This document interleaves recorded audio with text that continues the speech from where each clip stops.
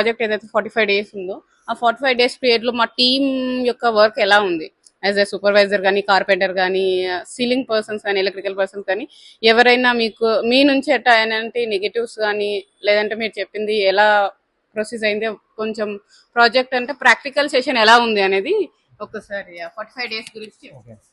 So ఇప్పుడు ఆ 45 డేస్లో కార్పెంటర్ అయితే ఆల్మోస్ట్ డైలీ వచ్చారండి.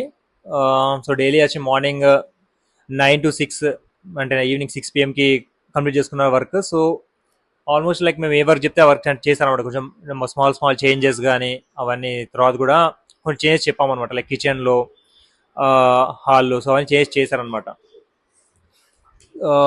సో తర్వాత ఎలక్ట్రిక్ వర్క్ కూడా ఓకే బాగానే చేశారు. సో కొంచెం మెటీరియల్ దగ్గర కొంచెం ఎలక్ట్రిక్ వర్క్ కొంచెం అంటే మెటీరియల్ చేంజ్ చేయమని అది కూడా చేంజ్ చేసేస్తారు అనమాట. So whatever we said they listen actually. So support అంతా బాగుందండి.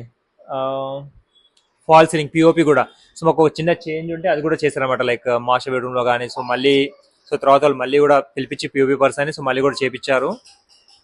కిచెన్లో కూడా మళ్ళీ చేపించారు అనమాట. So all changes what we said they did and their support is good.